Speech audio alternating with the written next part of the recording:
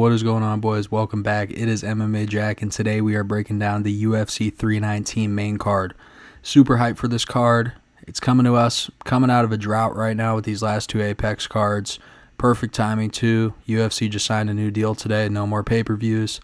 It's looking on the up and up for us MMA fans, so let's not waste any time. Let's get straight into this card. Tim Elliott and Asakura opening up the main card. Pretty good fight. I think a lot of people, and rightfully so, are going with Asakura here, and I will be picking him as well. But Tim Elliott could pull off a little fluke here.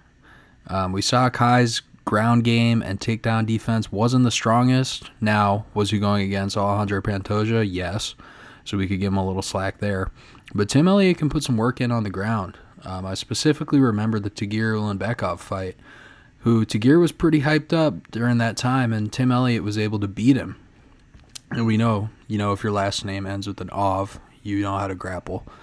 Jokes aside, he is a very good grappler, and Tim Elliott was able to neutralize him and get a decision win. So that was 3 years ago, and he's taken a huge break ever since what happened at his wedding. If you guys don't know, he found out he was getting cheated on the night of his wedding, which is brutal. So I'm rooting for Tim Elliott here. Like, we got to get some positivity in this man's life. That is absolutely horrible. But I don't know if it'll happen against Asakura because Tim Elliott's 38 years old. Kai's definitely a lot better on the feet than him and more brutal, Tim Elliott's, he's very durable, but his striking is not the level of Asakura's, and he doesn't have that killer instinct I feel like that Asakura has. So we're going to root for Tim Elliott here because, how can you not after hearing that? But I think Asakura winning is better for the division, and he most likely will get this done here. I would go knockout or decision. Now, as big as a fan as I am of Jared Cannonier, it pains me to say that I think this is a tailor-made matchup for MVP.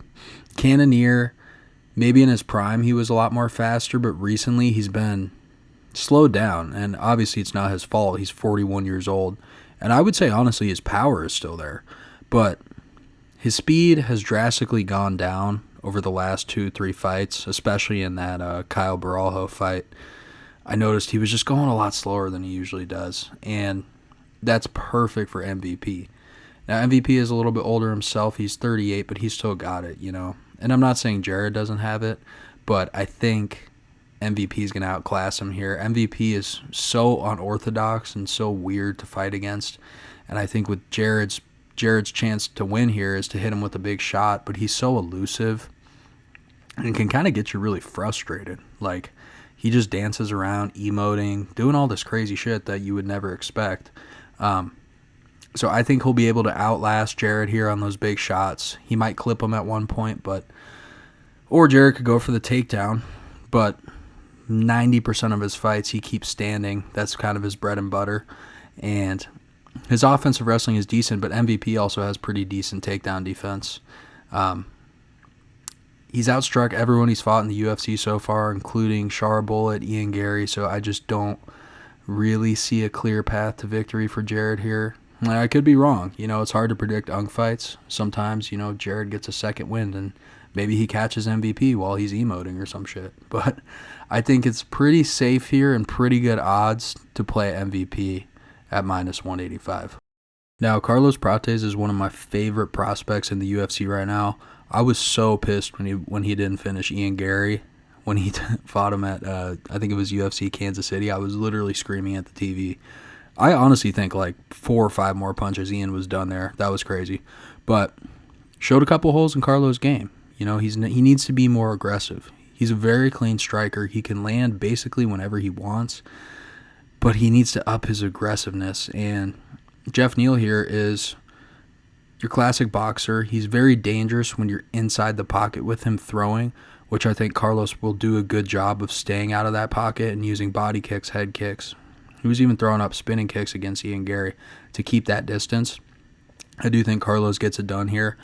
Geoff Neal is extremely durable. I don't know if he's going to finish him, but if anyone's going to finish him, I think it's Carlos Prates, especially after all those beatings Geoff Neal's taken, like that Shavkat fight. He's been in some wars. We know that Prates has 5-round cardio, even with the cigarette smoking, which is crazy because he went all 5 against Ian Gary. So I think in this 3-rounder, it'll be a good get back on track fight for Prates. I think he'll find the finish. Not necessarily a knockout, but maybe like a TKO body.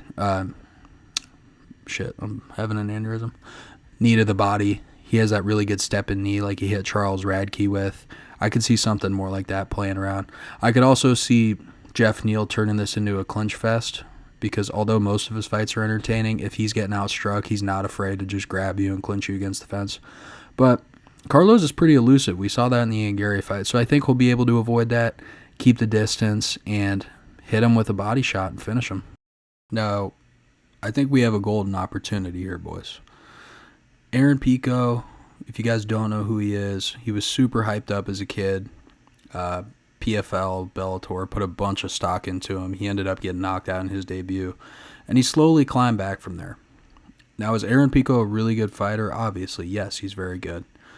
But I think it's crazy putting him as the favorite here. He's on a pretty good win streak right now. He does have one loss 4 fights ago, but it really wasn't a loss. It was just an injury. But if you look at the level of competition that both of these guys have been facing, okay, let's look at Aaron Pico. He's fighting 10-5, 13-7, 21-7, and this guy was 38 years old. Guys in Bellator who we know, like look at Patchy Mix, the debut. Look at Patricio Pitbull. They're not as nearly as good as the UFC competition. Now we look at Lerone Murphy, Josh Emmett, win. Dan Ige, win. Edson Barboza, win. Are we serious here? We're really putting Aaron Pico as the favorite over Lerone Murphy, who's undefeated, 16-0. Shit, let's see. He's 8-0 in the UFC. And I know he hasn't faced the best competition, but I would rank Emmett, Ige, and Barboza easily over any Bellator guy that he's fought. You know, it's just levels, man. It's like AAA compared to the MLB. Like, it's not even close. And I think there's huge value on Lerone Murphy here. Even if he does lose this fight, I'm not even saying I'm like 1,000% confident he's going to win this fight. But you can't not take a stab at it with that odds. That's crazy. Like, there's no reason that Lerone Murphy should be the underdog. Anything, it should be a pick'em. Lerone's extremely elusive. I don't think he's going to finish Aaron Pico. Every single one of his fights goes to decision. But I think he can stay out of the way. I mean, he doesn't have the best takedown defense, and Aaron Pico is a pretty decent wrestler, so maybe we could see that. But I don't know, man. I don't even care who wins this fight. All I'm saying is if you don't sprinkle a little bit on Lerone, you're nuts. But for stat-keeping purposes, we'll go with Lerone Murphy by decision. Now, the moment we've all been waiting for. This fight has got me so hyped up. I cannot wait to see this. I can't wait for the press conference. Everything about it, I'm just so fired up for. I've been going back and forth in my head for, honestly, since the fight was announced. And I just recently came to the conclusion that I am going with DDP. Where do I start? This is really hard to pick. And I would not be surprised at all if Khamzat Chimaev wins. But I think because of the activity of DDP and the champion experience that he's gained throughout these last couple fights and the cardio and the power are the main reasons that I'm going to go with DDP. He's so goofy, but it works. You know, it works perfectly for him. And this might, not even might. This is the strongest guy that Khamzat Chimaev has ever faced. We've seen him struggle with Usman, a career-long welterweight. We've seen him struggle with Gilbert Burns, another welterweight. I do think he has drastically improved since then, and I think this will definitely be Dricus' toughest fight to date. It all comes down to the first round. Khamzat, every single time, he immediately comes out and shoots. And like DDP said, yeah, he's probably going to take me down, but I don't care. I'm going to keep fighting.